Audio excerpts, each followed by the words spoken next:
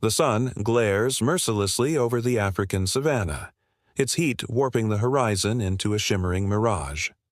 A band of Sahelanthropus tchadensis, among the earliest known ancestors of humankind, moves with weary determination across the cracked earth. Their bodies are lean, their steps unsteady, yet every muscle is wired for survival. Migration is no choice, it is instinct, a desperate pull to follow the fading promise of water and food across a land that is transforming beneath their feet. A female leads at the front, clutching her infant close to her chest. Each step is heavy, but she does not falter. Behind her, two males grip stone flakes sharpened against harder rocks. Primitive tools, their edges crude but deadly if wielded with enough force. The elders stumble at the rear, their hollow eyes glancing constantly at the ground, searching for roots or insects that might offer a moment's nourishment. Children cling to mothers, dragged forward by sheer necessity. The journey is relentless. Rivers, once teeming with life, have shriveled into ribbons of dust. Trees that once offered shade are reduced to twisted skeletons, their branches clawing upward at the sky. The tribe is being driven out, forced by the shifting climate to seek sustenance in lands unknown. Suddenly, movement flashes across the grass, a ripple in the savanna. The herd stiffens. Out of the golden sea of reeds, a lioness explodes into view. Her muscles ripple with power, her amber eyes fixed on the weakest, the elder who lags behind. Panic erupts. Cries and shrieks split the air. The band scatters, mothers pressing infants into their chests, males screaming and waving stones in frantic arcs. One male lunges, hurling his sharp-edged flake. It glances off the lioness's shoulder, startling her, but she does not retreat. She circles, ears flattened, tail lashing. Another stone flies, striking her cheek. Blood streaks down her face. Enraged, she charges. For a moment, the tribe faces annihilation, but together they surge, hurling stones, swinging branches, shrieking with primal fury.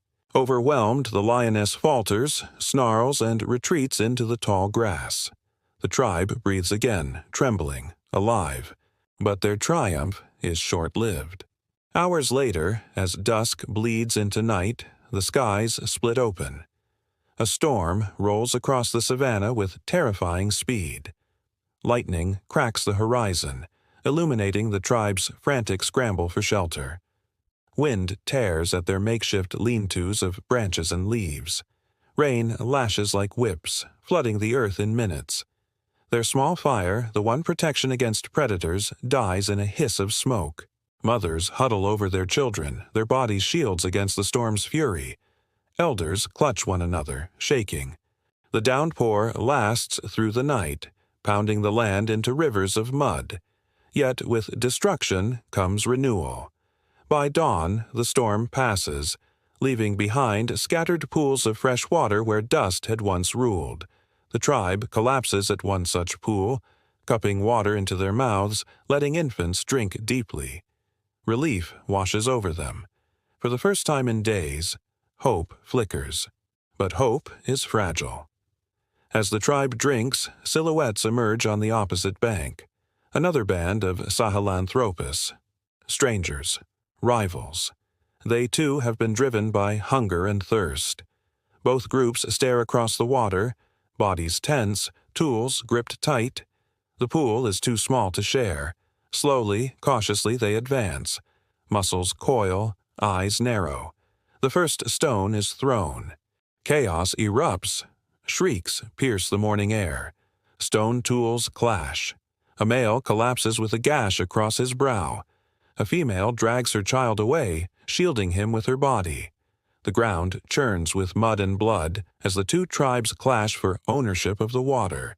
It is survival stripped to its rawest essence, tribe against tribe, bone against bone. But then, the second twist.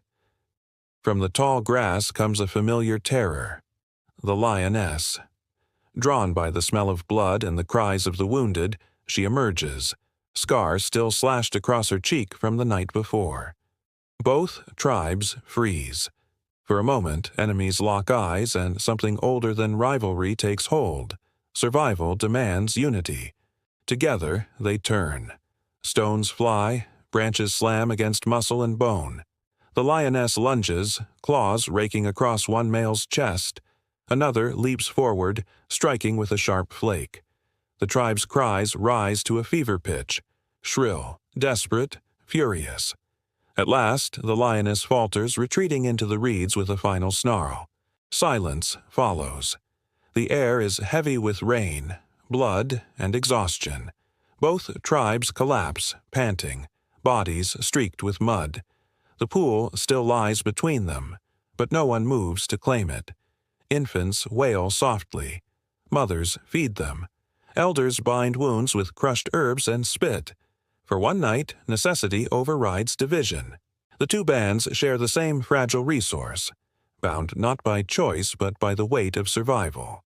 As the sun sinks low, they huddle together near the water, nursing their weak, guarding their young. Sparks of fire return, smoke rising against the red sky. Faces glow in the firelight, some scarred, some weary, some still defiant. For a brief, fragile moment, unity exists.